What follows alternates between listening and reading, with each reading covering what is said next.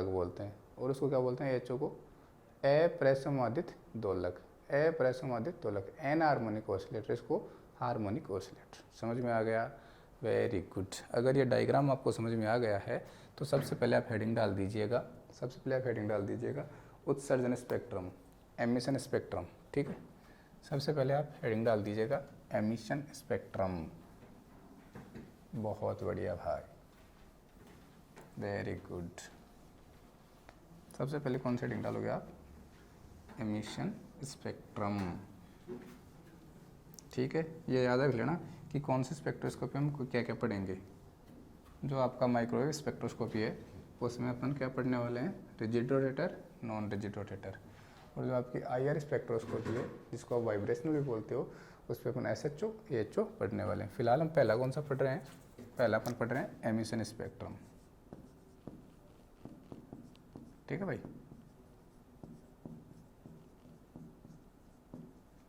मैं ये प्रेफर करूँगा कि जो हिंदी मीडियम वाले छात्र हैं कृपया वो भी इंग्लिश में लिखें।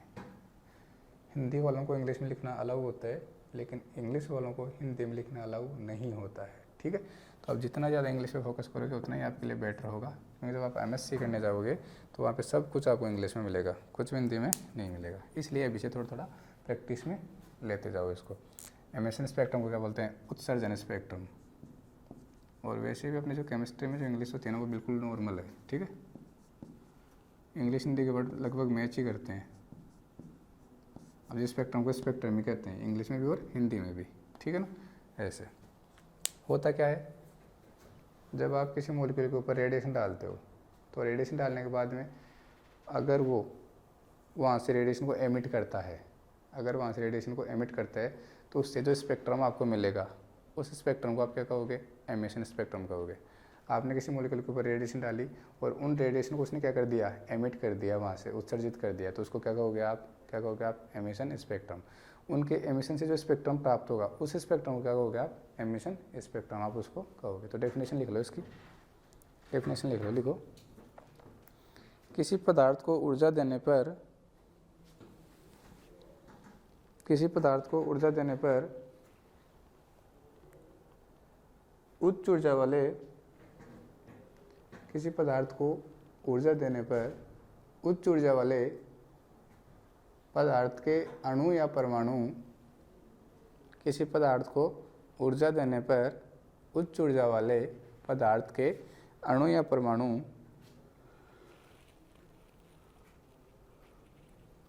अतिरिक्त ऊर्जा को EMR के रूप में उत्सर्जित कर देते हैं। उच्च ऊर्जा वाले अणु या परमाणु अतिरिक्त ऊर्जा को EMR के रूप में उत्सर्जित कर देते हैं, EMR के रूप में उत्सर्जित कर देते हैं, जिनसे प्राप्त स्पेक्ट्रम को, जिनसे प्राप्त स्पेक्ट्रम को क्या कहते हैं? क्या कहते हैं? बिल्कुल सही जवाब, जिनसे प्राप्त स्पेक्ट्रम को उत्सर्जन स्पेक्ट्रम अपन कहते हैं। दूसरा लिखो,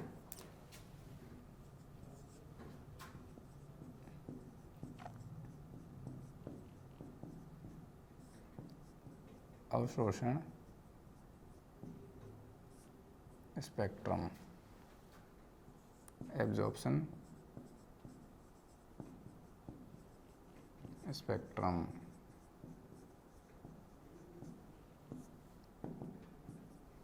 होगा क्या? क्या करोगे आप? किसी मॉलिक्यूल के ऊपर आप रेडिएशन डालोगे, रेडिएशन डालोगे तो कुछ रेडिएशन का उसमें क्या हो जाएगा? एब्जॉर्प्शन हो जाएगा। क्या हो जाएगा? एब्जॉर्प्शन हो जाएगा। और जो रिमेनिंग रेडिएशन है वो वहाँ से क्या हो जाएगी? एमिट हो जाएगी, वहाँ से क्या हो जाएगी? एमिट हो जाएगी। तो एब्जॉर्प्शन होने के बाद में जो रेडिएशन एमिट हो रही है उनसे जो स्पेक्ट्रम आपको मिलेगा उसको आप क्या कहोगे? Absorption spectrum. क्या कहोगे? Absorption spectrum. ठीक है, लिख लो, लिख लो। किसी पदार्थ में से, किसी पदार्थ में से विद्युत चुम्बकीय विकिरणों, क्या कहते हो आप? EMR कहते हो। ठीक है, किसी पदार्थ में से विद्युत चुम्बकीय विकिरणों को गुजारने पर, किसी पदार्थ में से विद्युत चुम्बकीय विकिरणों को गुजारने पर कई विकिरणें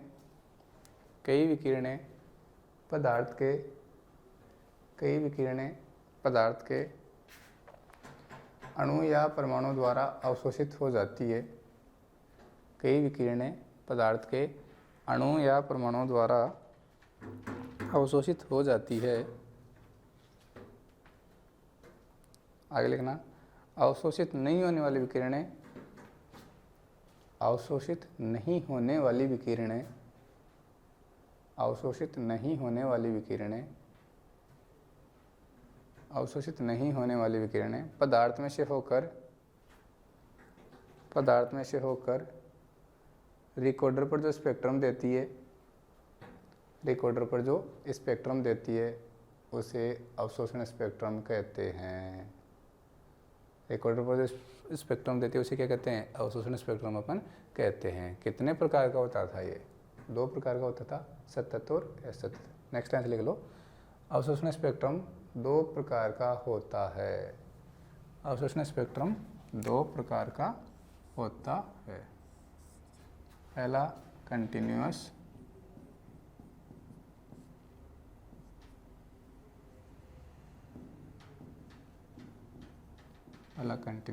दूसरा डिसकंटिन्यूअस।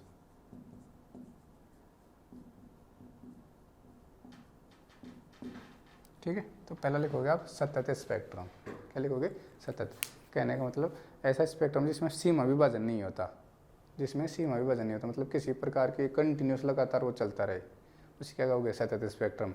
और जिस स्पेक्ट्रम में सीमा विभाजन होता है, मतलब जिनको आप सेपरेट कर सकते हो, वो क्या हो जाएगा? आपका असतत स्पेक्ट्रम हो जाएगा। तो परिभाषा लिख लो आप, लिखो भाई, सतत स्पेक्ट्रम लिखना, कंटिन्यूस स्पेक्ट्रम वह स्पेक्ट्रम जिसमें कोई सीमा विभाजन नहीं होता, वह स्पेक्ट्रम जिसमें कोई सीमा विभाजन नहीं होता सतत स्पेक्ट्रम कहलाता है। वह स्पेक्ट्रम जिसमें कोई सीमा विभाजन नहीं होता सतत स्पेक्ट्रम कहलाता है। फॉर एग्जाम्पल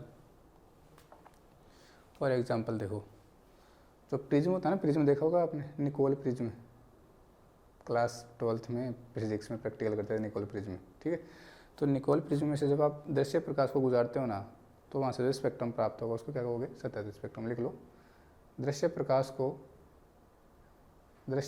को प्रिज्म में से गुजारने पर, दृश्य प्रकाश को प्रिज्म में से गुजारने पर सतत स्पेक्ट्रम प्राप्त होता है।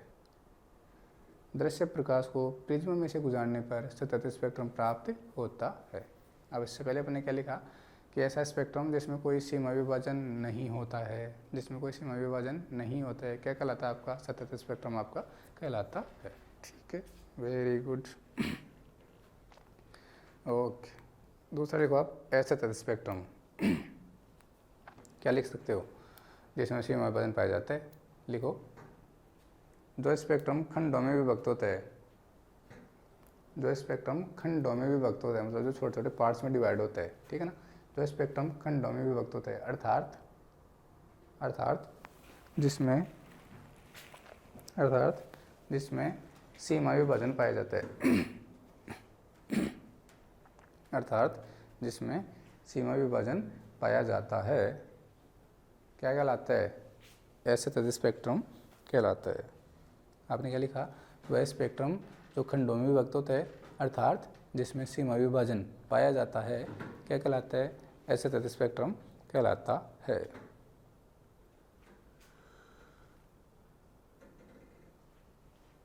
आगे लिखोगे आप, असतत स्पेक्ट्रम 2 प्रकार का होता है। असतत स्पेक्ट्रम आपका 2 प्रकार का होता है। कौन कौन सा? एक आपका होता है लाइन, एक का आपका होता है बैंड।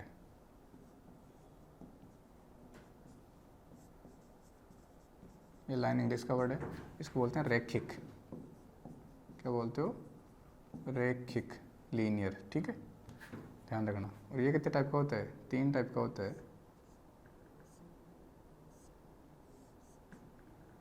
कौन कौन सा? IR, UV, मतलब इसको इलेक्ट्रॉनिक भी कहते हो आप, इलेक्ट्रॉनिक, वाइब्रेशनल, रोटेशनल। ठीक, ये 3 टाइप होता है।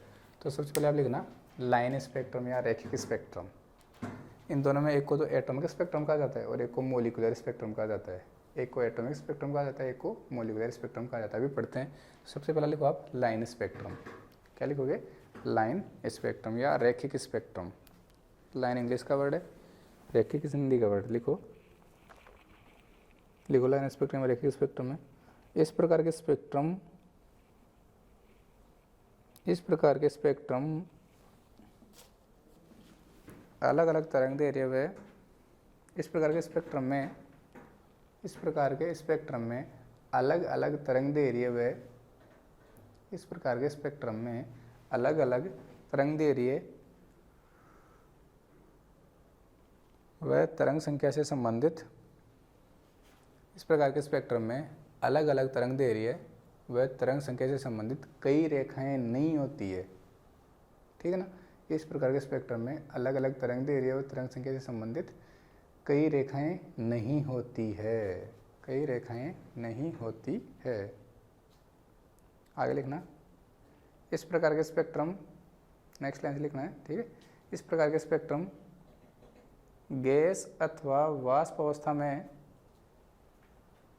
इस प्रकार के स्पेक्ट्रम गैस अथवा वाष्प अवस्था में इस प्रकार के स्पेक्ट्रम गैस अथवा वाष्प अवस्था में पदार्थ के परमाणुओं द्वारा प्राप्त होते हैं। अंडरलाइन करना भाई। इस प्रकार के स्पेक्ट्रम गैस तथा वाष्प अवस्था में पदार्थ के परमाणु द्वारा प्राप्त होते हैं। पदार्थ के परमाणुओं द्वारा प्राप्त होते हैं। अतः इन्हें क्या कहते हैं? अतः इन्हें परमाणुवीय स्पेक्ट्रम भी कहते हैं। अतः इन्हें परमाणुवीय स्पेक्ट्रम, एटॉमिक स्पेक्ट्रम इनको कहते हैं। ध्यान रखना, अंडरलाइन कर लेना। इन्हें और क्या कहते हैं? इन्हें परमाणुवीय स्पेक्ट्रम भी अपन कहते हैं। ध्यान रखना, कहाँ कहाँ मिलेंगे? गैसीय अवस्था में या फिर वाष्पीय अवस्था में। क्या बोलते हैं आप इनको? परमाणुवीय स्पेक्ट्रम, एटॉमिक स्पेक्ट्रम इनको अपन कहते हैं। ठीक है, वेरी गुड। इनको क्या कहोगे आप? Molecular spectrum. मोलिकुलर स्पेक्ट्रम, आणविक स्पेक्ट्रम इनको कहते हैं। ठीक है, ओके भाई, ठीक। अब देखो आप, जो आपके एटॉमिक स्पेक्ट्रम होते हैं वो कैरेक्टरिस्टिक होते हैं। मतलब हर पदार्थ का एक अलग से आपको क्या मिलेगा? हर परमाणु का अलग से क्या मिलेगा? स्पेक्ट्रम मिलेगा। तो आप नेक्स्ट लाइन से लिख लीजिएगा। लिख लो, अगली लाइन से लिख लो। प्रत्येक तत्व का एक अभिलाक्षणिक रैखिक स्पेक्ट्रम होता है। प्रत्येक तत्व का एक अभिलाक्षणिक रैखिक स्पेक्ट्रम होता है। प्रत्येक तत्व का एक अभिलाक्षणिक कैरेक्टरिस्टिक रैखिक स्पेक्ट्रम होता है। दूसरी हेडिंग डाल दोगे आप बैंड स्पेक्ट्रम।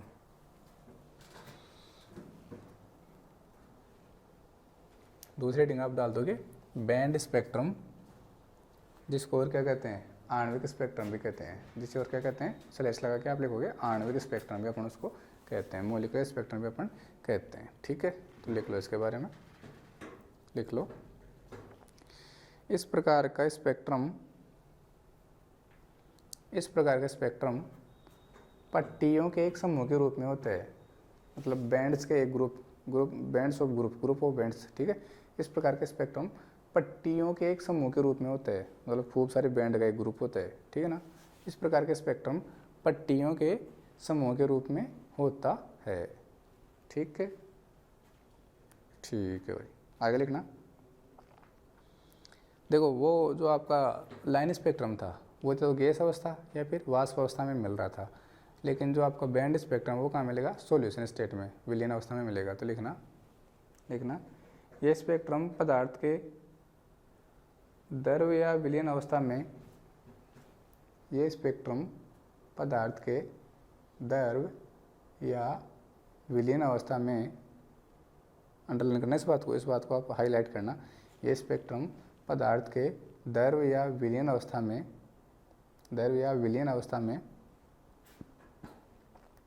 पदार्थ के अणुओं द्वारा प्रदर्शित होते हैं। अंडरलाइन करना भाई, अणुओं द्वारा। वो किसके द्वारा हो रहे थे? परमाणुओं के द्वारा। ये किसके द्वारा होंगे? अणुओं के द्वारा। ये स्पेक्ट्रम पदार्थ की विलयन या क्या लिखा आपने? ये स्पेक्ट्रम पदार्थ की विलयन या द्रव अवस्था में पदार्थ के अणुओं द्वारा प्राप्त होते हैं। पदार्थ के अणुओं द्वारा प्राप्त होते हैं, इसलिए इन्हें आणविक स्पेक्ट्रम भी कहते हैं। इसलिए इन्हें क्या कहते हैं? आणविक स्पेक्ट्रम भी कहते हैं। Full stop. नेक्स्ट लाइन से क्या लिखोगे? बोलो कि आणविक स्पेक्ट्रम 3 प्रकार के होते हैं। आणविक स्पेक्ट्रम 3 प्रकार के होते हैं। कौन कौन से? पहले नाम लिख लो तीनों के। Rotational spectrum, vibrational spectrum, electronic spectrum. पहले को बोलते हैं घूर्णन स्पेक्ट्रम, दूसरे को बोलते हैं कंपन स्पेक्ट्रम, तीसरे को इलेक्ट्रॉनिक स्पेक्ट्रम। ठीक है, वेरी गुड। अब पहली हेडिंग आप डालने जा रहे हो, पहली हेडिंग आप डालने जा रहे हो घूर्णन स्पेक्ट्रम। घूर्णन स्पेक्ट्रम, रोटेशनल स्पेक्ट्रम कहते हैं इसको। ठीक है, ओके भाई। क्या बोलते हैं इसको? रोटेशनल स्पेक्ट्रम भी इसको कहते हैं। होता क्या है कि जब आप इसके ऊपर कोई माइक्रोवेव रीजन की लाइट डालते हो मॉलिक्यूल के ऊपर, जब आप मॉलिक्यूल के ऊपर माइक्रोवेव रीजन की लाइट डालते हो तो मॉलिक्यूल में ओनली क्या होंगे? रोटेशन होंगे। ओनली क्या होंगे? रोटेशन होंगे। तो उनके रोटेशन से, उनके घूर्णन से जो स्पेक्ट्रम प्राप्त होगा उसको क्या कहोगे? आपको घूर्णन स्पेक्ट्रम उसको आप कहते हो। ठीक है, आ गया समझ में? मैंने इसका दूसरा नाम क्या बताया था आपको? Microwave spectrum. क्या बताया था? Microwave spectrum. तो हम कह सकते हैं कि इस जो ये क्षेत्र आपका, ये जो फील्ड होता है, इस फील्ड में या फिर इस एरिया में माइक्रोवेव रीजन की लाइट का यूज़ होता है। कौन सी लाइट का? माइक्रोवेव रीजन की लाइट का यूज़ होता है। इसलिए से क्या कहते हैं? इसलिए से कहते हैं आप माइक्रोवेव स्पेक्ट्रम। और इस स्पेक्ट्रोस्कोप, मतलब इस टेक्निक को क्या कहोगे आप? माइक्रोवेव स्पेक्ट्रोस्कोपी अपन इसको कहते हैं। समझ में आ गया? Very good. अगला जो होता है कंपन स्पेक्ट्रम, वाइब्रेशनल स्पेक्ट्रम जो होता है, उसमें क्या कहोगे आप? जब मॉलिक्यूल्स में रोटेशन के साथ साथ, जब मॉलिक्यूल्स में रोटेशन के साथ साथ क्या हो? वाइब्रेशन हो। क्या हो? वाइब्रेशंस हो। तो उसे क्या कहोगे आप? तो उनसे जो स्पेक्ट्रम मिलेगा उसको क्या कहोगे आप? वाइब्रेशन स्पेक्ट्रम उसको कहेंगे। इसका दूसरा मैंने क्या बताया था आपको? IR spectrum. क्या बताया था? IR। तो हम कह सकते हैं कि ये जो स्पेक्ट्रम होते हैं इनमें IR क्षेत्र की लाइट जो यूज़ होती है, इनमें जो लाइट यूज़ होती है वो कौन से रीजन की होती है? IR रीजन की होती है। इसलिए इनसे जो स्पेक्ट्रम मिलेगा उनको क्या कहोगे आप? IR spectrum. और इस स्पेक्ट्रोस्कोप पे क्या कहोगे आप? IR स्पेक्ट्रोस्कोप पे आप कहोगे। ठीक है, लास्ट वाला देख लो, इलेक्ट्रॉनिक स्पेक्ट्रम। जो इलेक्ट्रॉनिक स्पेक्ट्रम होते हैं उनको या तो UV स्पेक्ट्रम भी उनको बोलते हैं। क्यों बोलते हैं? क्योंकि उन स्पेक्ट्रम में जो लाइट यूज़ होती है वो या तो विजिबल रीजन की होती है या फिर अल्ट्रावोलेट रीजन की होती है। कौन सी रीजन की होती है? अल्ट्रावोलेट रीजन की होती है। इसलिए उनको क्या कहते हो? UV स्पेक्ट्रम कहते हैं, अल्ट्रावोलेट। या फिर उस स्पेक्ट्रोस्कोपी क्या कहोगे आप? अल्ट्रावोलेट स्पेक्ट्रोस्कोपी आप उसको कहोगे। तो एक एक की डेफिनेशन लिख लो आप। पहले की डेफिनेशन लिखो, घूर्णन स्पेक्ट्रम की डेफिनेशन लिखो। घूर्णन स्पेक्ट्रम की डेफिनेशन लिखो। इसे सूक्ष्म तरंग स्पेक्ट्रोस्कोपी भी कहते हैं। इसे सूक्ष्म तरंग स्पेक्ट्रोस्कोपी, सूक्ष्म तरंग स्पेक्ट्रोस्कोपी। सूक्ष्म तरंग बोलते हैं माइक्रोवेव। सूक्ष्म मतलब माइक्रो, तरंग का मतलब वेव। Microwave spectroscopy.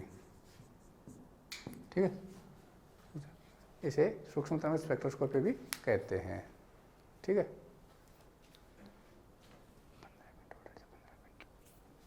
देखो भाई, जो क्यों बोलते हैं? क्योंकि इसमें जो लाइट यूज़ होती है वो कौन सी रीजन की होती है? कौन सी रीजन की होती है? माइक्रोवेव रीजन की वो होती है। ठीक है, तो लिखो, डेफिनेशन लिख लो आप। सूक्ष्म तरंग विकिरणों के अवशोषण से, सूक्ष्म तरंग विकिरणों के अवशोषण से, सूक्ष्म तरंग विकिरणों के अवशोषण से, ध्यान रखना, कौन सी? सूक्ष्म तरंग विकिरणों के अवशोषण से अणुओं के अणुओं के घूर्णन से प्राप्त स्पेक्ट्रम को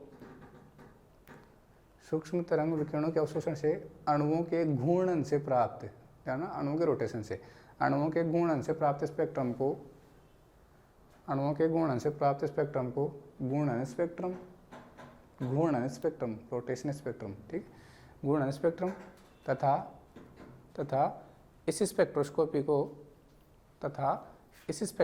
को घूर्णन स्पेक्ट्रोस्कोपी कहते हैं। क्या कहते हैं? घूर्णन स्पेक्ट्रोस्कोपी कहते हैं। आ गया समझ में? Very good. फिलहाल अपन बेसिक इंट्रोडक्शन ले रहे हैं इनका, फिर डिटेल से अपन घूर्णन को पढ़ेंगे। मैंने कहा था आपको, फिर से रिपीट बोला, मेरे साथ बोलना, बताओ घूर्णन में कौन से दो अपन को पढ़ने हैं? Very good. पहला रिजिड रोटेटर, दूसरा नॉन रिजिड रोटेटर। पहला रिजिड रोटेटर, दूसरा non rigid rotator. Rigid rotator को वो क्या बोलते हो? दृढ़ घूर्णक। नॉन रिजिड रोटेटर को क्या बोलते हो? अदृढ़ घूर्णक उसको अपन बोलते हैं। ठीक है, वेरी गुड। जो अपन वाइब्रेशन पढ़ते हैं, कंपन स्पेक्ट्रम, वहाँ पे क्या पढ़ोगे? दो ही पढ़ते हैं, SHO AHO, SHO AHO, simple harmonic oscillator, anharmonic oscillator. ठीक है, वेरी गुड। तो घूर्णन स्पेक्ट्रम क्या होता है, पता लग गया? क्या बोलते हैं इसको? माइक्रोवेव स्पेक्ट्रम भी बोलते हैं। क्यों? क्योंकि इसमें जो लाइट यूज होती है वो कौन से क्षेत्र की होती है? माइक्रोवेव क्षेत्र की होती है। तो अगले लाइन से लिखना, आप लिख लेना इसे, छोड़ लिखो, क्योंकि इस स्पेक्ट्रम में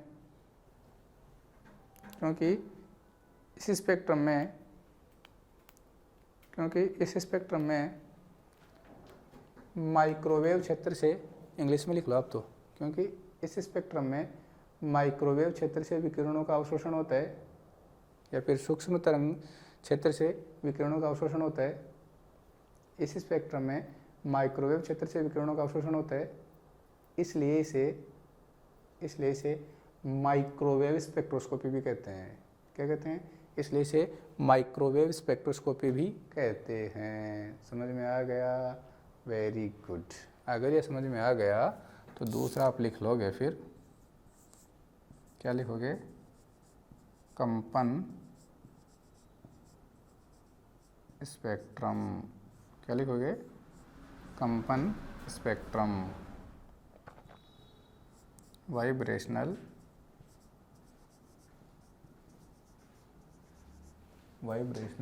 स्पेक्ट्रम। ठीक है भाई, क्या पढ़ते हो? Vibrational spectrum. और क्या कहते हैं इसको? IR spectrum. क्या कहते हैं उसको? IR spectrum. अवरक्त स्पेक्ट्रम भी अपन इसको कहते हैं,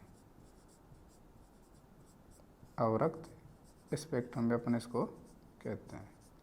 ठीक है, अवरक्त तो क्या बोलोगे? IR। फुल नेम क्या होगा इसका? इंफ्रारेड स्पेक्ट्रम भी आप इसको कह सकते हो। ठीक है भाई। क्यों कहते हैं? क्योंकि इस स्पेक्ट्रम में जो लाइट यूज़ होती है, जो आपकी रेडिएशन यूज़ होती है, वो कौन से रीजन की होती है? IR रीजन की होती है। इसलिए इसको क्या बोला जाता है? IR स्पेक्ट्रोस्कोपी भी इसको कहा जाता है। और इससे जो स्पेक्ट्रम प्राप्त होगा उसको क्या कहोगे आप? IR स्पेक्ट्रम आप कहोगे। ठीक है, लिख लो कंपन स्पेक्ट्रम। आगे बताओ क्या पढ़ते हैं अपने इसमें? SHO AHO। ठीक है, लिख लो, इसकी डेफिनेशन लिख लो आप, लिखना भाई। अवरक्त क्षेत्र के, या फिर लिख सकते हो IR क्षेत्र के उच्च ऊर्जा वाले विकिरणों के अवशोषण से, IR क्षेत्र के उच्च ऊर्जा वाले विकिरणों के अवशोषण से, बताओ क्या होगा?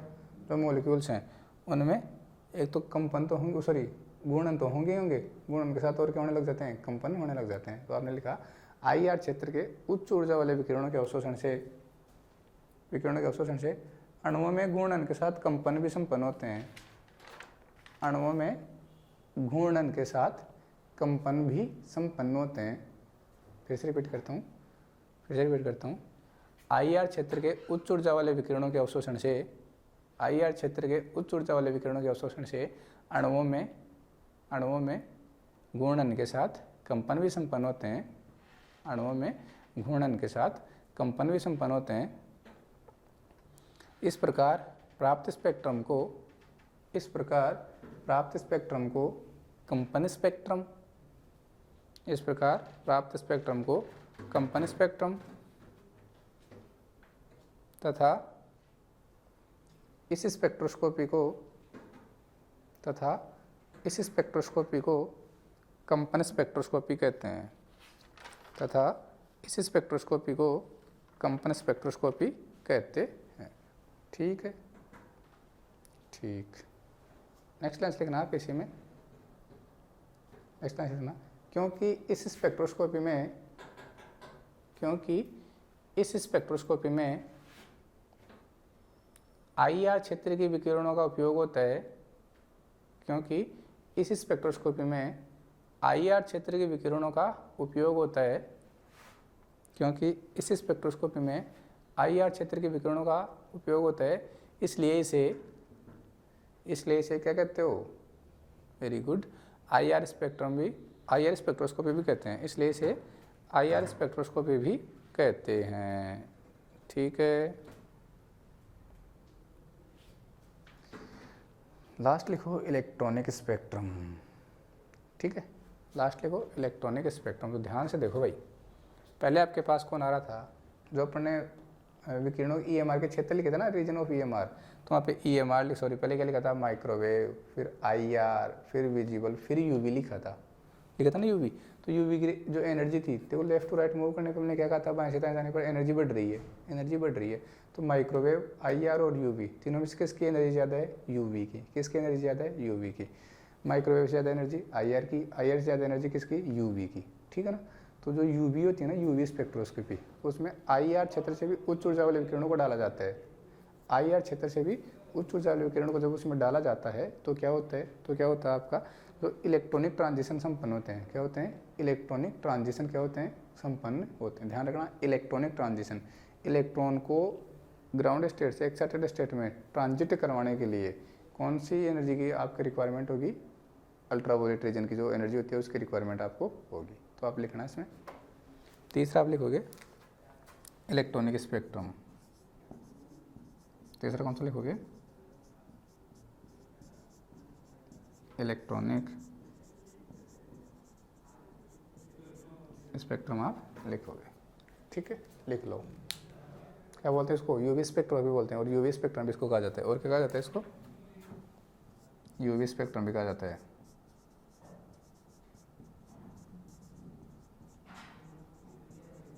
और क्या कहा जाता है इसको, UV स्पेक्ट्रम।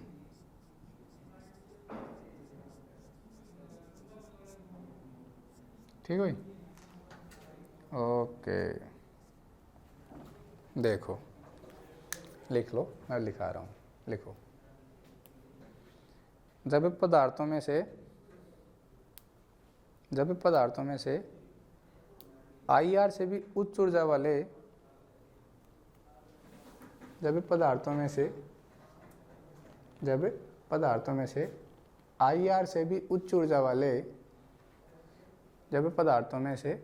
IR से भी उच्च ऊर्जा वाले विकिरणों को गुजारा जाता है, तो जब पदार्थ में से IR से भी उच्च ऊर्जा वाले दृश्य एवं पराबैंगनी विकिरणों को गुजारा जाता है, तो IR से भी उच्च ऊर्जा वाले दृश्य एवं पराबैंगनी विकिरणों को गुजारा जाता है, तो पदार्थ के अणुओं में इलेक्ट्रॉनिक संक्रमण संपन्न होते हैं। पदार्थ के अणुओं में इलेक्ट्रॉनिक संक्रमण संपन्न होते हैं। ठीक है, आपने क्या लिखा, जब पदार्थ में IR से भी उच्च ऊर्जा वाले विकिरणों दृश्य एवं पराबैंगनी विकिरणों को गुजारा जाता है, तो पदार्थ में इलेक्ट्रॉनिक संक्रमण संपन्न होते हैं। जिनसे प्राप्त स्पेक्ट्रम को क्या बोलते हो, इलेक्ट्रॉनिक स्पेक्ट्रम। जिनसे प्राप्त स्पेक्ट्रम को इलेक्ट्रॉनिक स्पेक्ट्रम तथा इस स्पेक्ट्रोस्कोपी को इलेक्ट्रॉनिक स्पेक्ट्रोस्कोपी कहते हैं।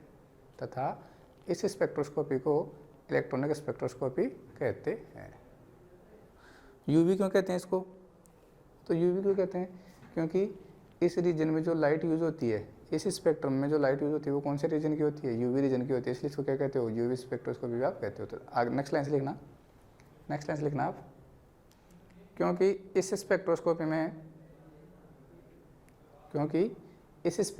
में ऊर्जा के यूवी क्षेत्र, ब्रैकेट में लिख सकते हो पराबैंगनी क्षेत्र, क्योंकि इस स्पेक्ट्रोस्कोपी में ऊर्जा के यूवी क्षेत्र से विकिरणों का अवशोषण होता है, क्योंकि इस स्पेक्ट्रोस्कोपी में ऊर्जा के यूवी क्षेत्र से विकिरणों का अवशोषण होता है, ऊर्जा के यूवी क्षेत्र से विकिरणों का अवशोषण होता है, ऊर्जा के यूवी क्षेत्र से विकिरणों का अवशोषण होता है। अतः इसे यूवी स्पेक्ट्रोस्कोपी भी कहते हैं, अतः इसे यूवी स्पेक्ट्रोस्कोपी भी कहते हैं। अब आप अगली लाइन से लिखोगे भाई, कुछ बेसिक टर्मिनोलॉजीज हैं,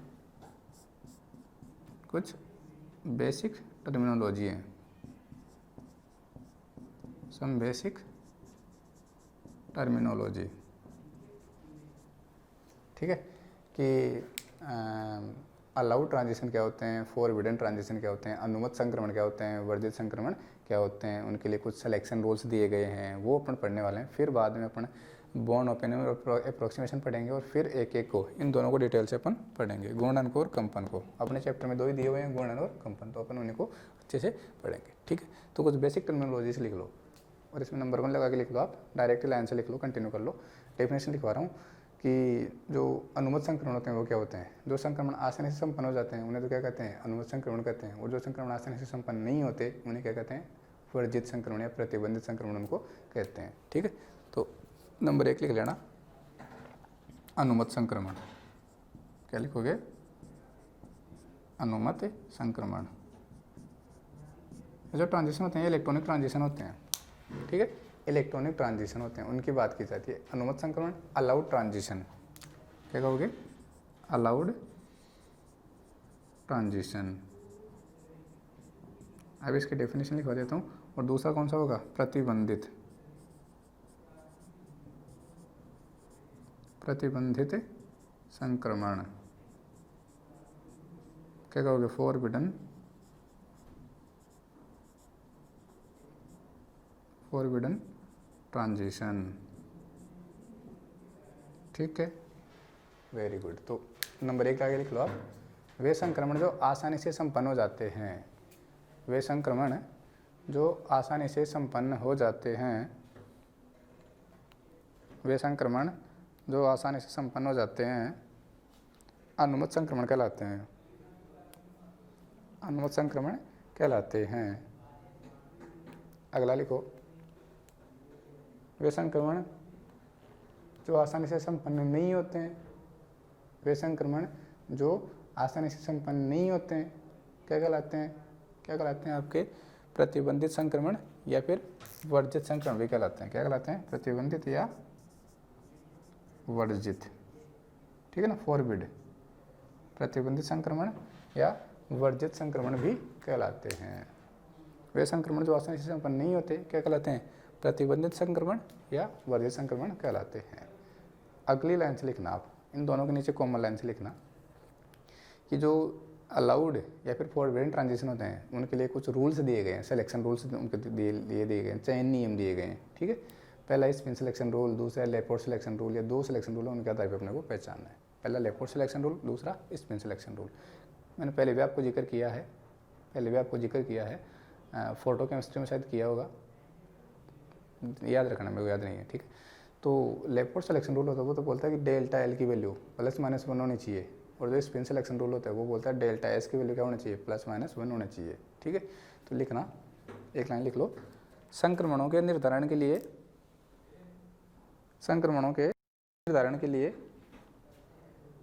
कुछ चयन नियम निर्धारित किए गए हैं। संक्रमणों के निर्धारण के लिए कुछ चयन नियम निर्धारित किए गए हैं जो निम्न हैं।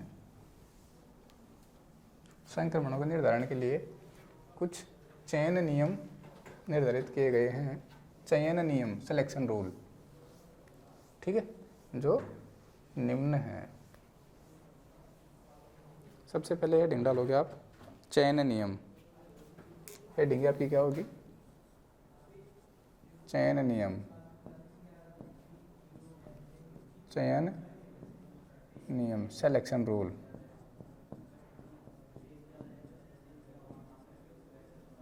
ठीक है, ठीक है भाई, वेरी गुड। इसमें फर्स्ट क्या लिखोगे आप? लेपोर्ट सिलेक्शन रूल, लेपोर्ट चयन नियम, लेपोर्ट चयन नियम, लेपोर्ट सिलेक्शन रूल।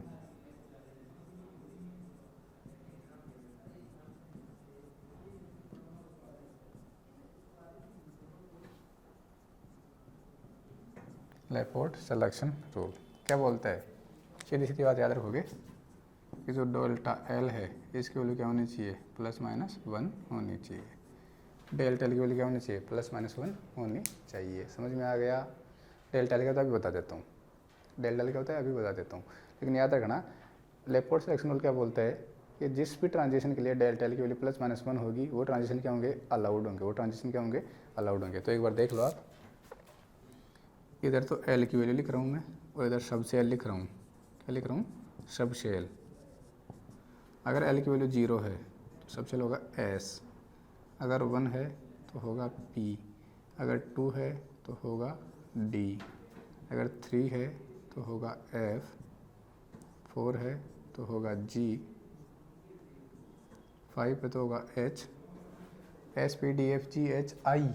जे नहीं होता, जे नहीं होता, ऐसे कंटिन्यू चलता रहेगा। अपन तो एस पी डी एफ पढ़ें तो अपने को इतना ही काम में लेना है, ठीक है। एस पी डी एफ पढ़ें तो अपने को इतना ही काम में लेना है। तो ये भी आप लिख लोगे, यहीं से तो आपको पहचानना है कि जो एस ऑर्बिटल से एस ऑर्बिटल में ट्रांजिशन होगा वो अलाउड होगा या नहीं होगा। पी ऑर्बिटल और पी ऑर्बिटल में जो ट्रांजिशन होगा वो अलाउड होगा या नहीं होगा। एस से पी में जो ट्रांजिशन होगा वो अलाउड होगा या नहीं होगा। किसके अकॉर्डिंग? लेपोर्ट के अकॉर्डिंग। तो देखो भाई, एस से एस, एस से एस, एस के लिए एल की वैल्यू कितनी है? 0, दूसरे वाले एस के लिए भी कितनी है? 0। तो दोनों में डिफरेंस कितना आएगा? 0 ही आएगा। तो वो ट्रांजिशन क्या नहीं हो जाएंगे? वो ट्रांजिशन अलाउड नहीं होंगे। कैसे हो जाएंगे? फॉरबिडन हो जाएंगे। अगर एस से पी की बात करते हो, एस से पी की बात करते हो तो एस के लिए एल की वैल्यू 0, पी के लिए 1।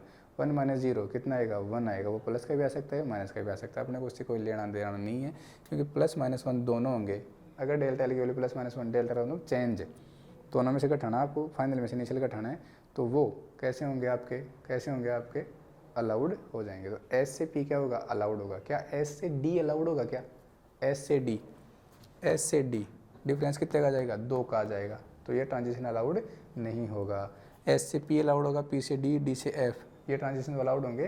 लेकिन S S, P P, D D, F F, या फिर S D, S F, P D तो अलाउड हो जाएगा, पी एफ अलाउड नहीं होगा। ठीक है, ठीक है।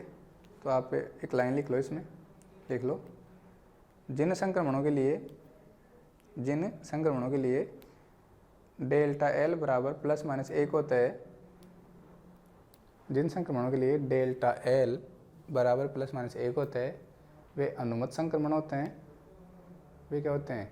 अनुमत संक्रमण होते हैं। अन्य सभी वर्जित संक्रमण होते हैं। अन्य सभी वर्जित संक्रमण होते हैं। तो आप लिख लोगे एस से पी या पी से एस कैसा होता है? अलाउड होता है।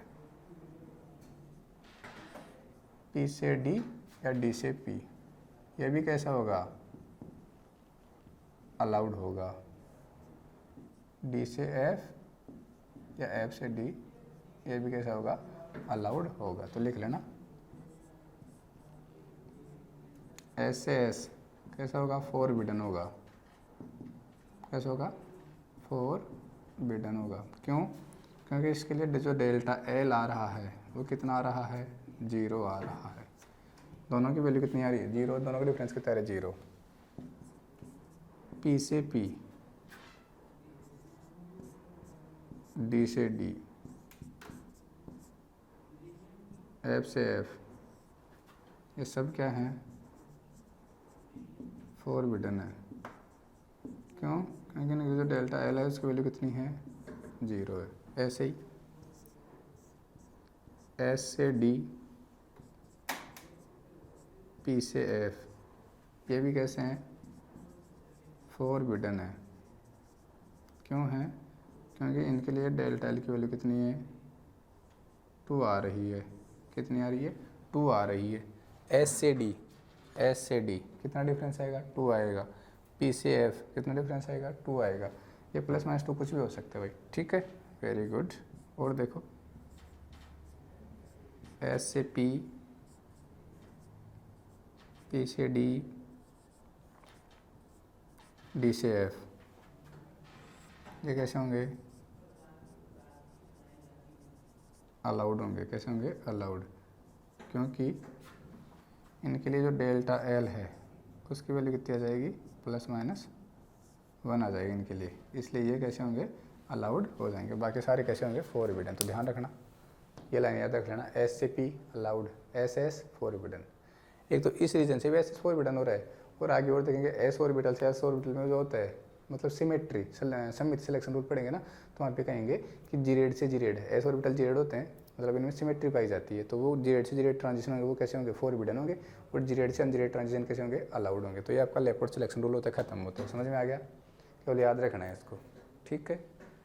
अगला लिखो आप, सम्मिति चयन नियम। दूसरा कौन सा लिखोगे, सम्मिति चयन नियम।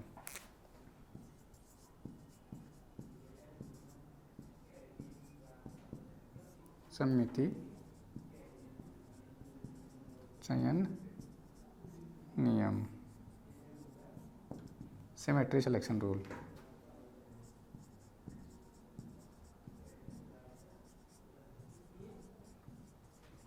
सिमेट्री सिलेक्शन रूल भी अपन इनको कहते हैं, ठीक है। होता क्या है, ये कहते हैं कि जो सेम सिमेट्री में जो ट्रांजिशन होंगे, सेम सिमेट्री में जो ट्रांजिशन होंगे, लिख लेना इसके लिए भी, 1 मिनट साइड डाल लेता हूँ मैं। सेम सिमेट्री में जो ट्रांजिशन होते हैं ना, वो फॉरबिडन होते हैं। लिख लो अपनी भाषा में, समान सममिति के जो संक्रमण होते हैं वो वर्जित होते हैं। सेम सिमेट्री में जो ट्रांजिशन होंगे वो फॉरबिडन होंगे। मतलब समझ गए क्या, कि जीरेड से जीरेड, अनजीरेड से अनजीरेड, ये जो ट्रांजिशन होंगे ये कैसे होंगे, फॉरबिडन होंगे। कैसे होंगे, फॉरबिडन ये ट्रांजिशन होंगे, ठीक है। तो इसके लिए क्या पढ़ना आपको, सिमेट्री सिलेक्शन रूल क्या कहता है कि डेल्टा एस की वैल्यू क्या होनी चाहिए, प्लस माइनस 1 होनी चाहिए। क्या होनी चाहिए, प्लस माइनस 1 होनी चाहिए, ठीक है। ठीक है भाई, ध्यान रखना। ये क्या बोलता है आपको, चाहो तो इसको याद रखो चाहे मत रखो, ये बोलता है आपको जीरेड से जीरेड फॉरबिडन होता है। सिमिलरली चाहो तो इसको मिटा सकते हो आप, ठीक है। दूसरा होता है अनजीरेड,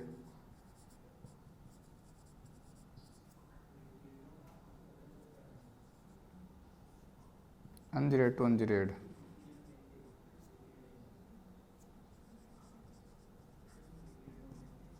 अनजीरेड टू अनजीरेड कैसा होगा, ये भी आपका होगा फॉरबिडन। लिख लेना एक बार इस बात को आप, जीरेड टू अनजीरेड या फिर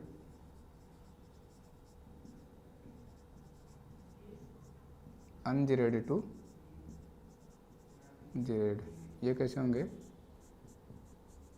आपके अलाउड होंगे।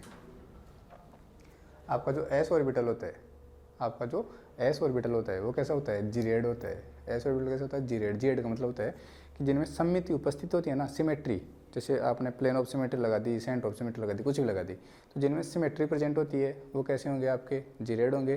और जिनमें सिमेट्री एब्सेंट होंगे वो क्या होंगे, अनजीरेड होंगे। तो आप लिख रहे हैं इस चीज़ को इधर, जिनमें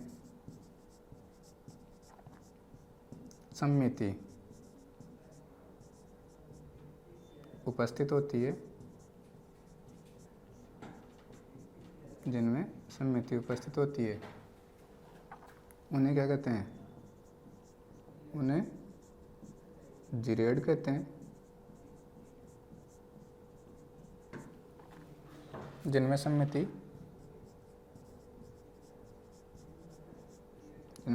सिमेट्री, जिनमें सममिति अनुपस्थित होती है, जिनमें सममिति अनुपस्थित होती है, उन्हें क्या कहते हो आप? उन्हें हम कहते हैं अनजिरेड। क्या कहते हैं उन्हें? अनजिरेड अपन कहते हैं। तो आप लिख लेना इधर कि जो आपका एस ऑर्बिटल होता है वो क्या होता है? जिरेड होता है। पता ना, बिल्कुल गोलाकार होता है, स्फेरिकल शेप का होता है। तो कहीं भी जब आपको सेम एनवायरनमेंट मिलेगा उसमें प्लेन ऑफ सिमेट्री भी मिलेगा आपको, उसमें सेंटर ऑफ सिमेट्री भी आपको उसमें मिलेगी। ठीक है, तो ऐसा ऑर्बिटल कैसा होता है? जिरेड होता है। ऐसा ही तो होता है, बिल्कुल स्फेरिकल गोलाकार। ठीक है, तो ये कैसा होता है? सिमेट्री प्रेजेंट होती है यहाँ पे सिमेट्री क्या होती है? यहाँ पे सिमेट्री प्रेजेंट होती है। तो पी ऑर्बिटल होता है वो क्या होता है आपका? अनजिरेड होता है। क्यों? ये लोब है, इनकी फेज डिफरेंट है, दोनों की फेज क्या है? डिफरेंट है। तो यहाँ पे सिमेट्री क्या है? यहाँ पे सिमेट्री क्या है? एब्सेंट है। ठीक है, जो डी ऑर्बिटल होता है आपका वो कैसा होता है? जिरेड होता है। कैसा होता है? जिरेड होता है। क्यों?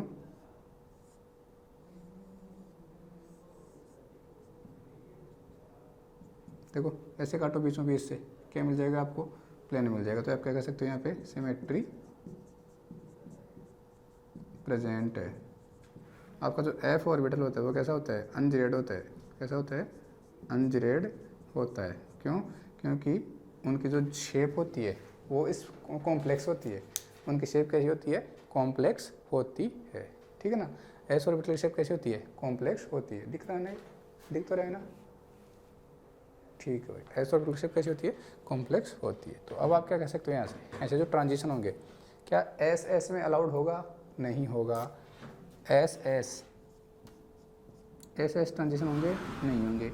पीपी ट्रांजिशन होंगे? पीपी ट्रांजिशन होंगे? नहीं होंगे। एसपी ट्रांजिशन होंगे? बिल्कुल हो जाएंगे। पीडी ट्रांजिशन होंगे? बिल्कुल हो जाएंगे। क्योंकि पी और डी दोनों क्या हैं? सॉरी पीडी, हाँ बिल्कुल पीडी हो जाएंगे। पीडी हो जाएंगे, अनजिरेड जिरेड ये हो जाएंगे। ठीक है, एस पी हो जाएंगे, पीडी हो जाएंगे और डीएफ भी हो जाएंगे आपके। डीएफ जो ट्रांजिशन है वो भी आपके हो जाएंगे। डीडी नहीं होंगे, एफ भी नहीं होंगे। ये अब आपको समझ में आ गया होगा। दो सिलेक्शन रूल अपन ने पढ़े हैं, सिमेट्री सिलेक्शन रूल और Laporte selection rule. Symmetry selection rule क्या बोलता है? सिमेट्री सिलेक्शन रूल बोलता है कि सेम सिमेट्री में ट्रांजिशन फॉरबिडन होते हैं और डिफरेंट सिमेट्री में ट्रांजिशन क्या होते हैं? अलाउड होते हैं। सेम सिमेट्री में फॉरबिडन, डिफरेंट सिमेट्री में अलाउड। जिरेड से जिरेड फॉरबिडन, जिरेड से अनजिरेड अलाउड, अनजिरेड से अनजिरेड फॉरबिडन, अनजिरेड टू जिरेड अलाउड। ठीक है, जिरेड अनजिरेड का मतलब होता है सिमेट्री से मतलब होता है। जिरेड अनजिरेड का मतलब किससे होता है? सिमेट्री से। अगर ऑर्बिटल में सिमेट्री प्रेजेंट है तो वो जिरेड होगा, सिमेट्री एब्सेंट तो कैसा होगा? अनजिरेड। एस ऑर्बिटल होता है बिल्कुल स्फेरिकल होता है, सिमेट्रिक होता है, तो उसमें सिमेट्री प्रेजेंट है तो वो कैसा हो गया? जिरेड हो गया। पी ऑर्बिटल सिमेट्री एब्सेंट होती है, कैसा हो गया? अनजिरेड हो गया। सिमिलरली जिरेड अनजिरेड चलता रहता है। समझ में आ गया? तो ये हो गया आपके सिलेक्शन रूल। क्या हो गए? सिलेक्शन रूल हो गए। किसको आइडेंटिफाई करने के लिए? जो ट्रांजिशन होते हैं, इलेक्ट्रॉनिक जो ट्रांजिशन होते हैं उनको आइडेंटिफाई करने के लिए क्या हो गया? आपके सिलेक्शन रूल हो गए। इनको आगे अपन पढ़ेंगे जब अपन IR स्पेक्ट्रोस्कोपी पढ़ेंगे, वाइब्रेशनल स्पेक्ट्रोस्कोपी पढ़ेंगे, जो एक ही नाम दोनों का, माइक्रोवेव स्पेक्ट्रोस्कोपी पढ़ेंगे, तो वहाँ पे इन सिलेक्शन रूल को आपको यूज़ करना है। वहाँ पे इन सिलेक्शन रूल को अपन यूज़ करेंगे कि कौन से ट्रांजिशन अलाउड होंगे, कौन से ट्रांजिशन फॉरबिडन होंगे। ठीक है, तो अब इसके बाद में अपन पढ़ेंगे बॉर्न ओपेनहीमर एप्रोक्सीमेशन। क्या पढ़ने वाले हैं? बॉर्न ओपेनहीमर एप्रोक्सीमेशन, जिसको आप कहते हो बॉर्न ओपेनहीमर सन्निकटन। बहुत ईजी है, कोई दिक्कत उसमें नहीं है। फिर उसके आगे पढ़ेंगे अपन डिग्री ऑफ फ्रीडम पढ़ेंगे, फिर अपन पढ़ेंगे IR स्पेक्ट्रोस्कोपी, फिर अपन पढ़ेंगे माइक्रोवेव स्पेक्ट्रोस्कोपी और लास्ट में पढ़ेंगे अपन IR स्पेक्ट्रोस्कोपी।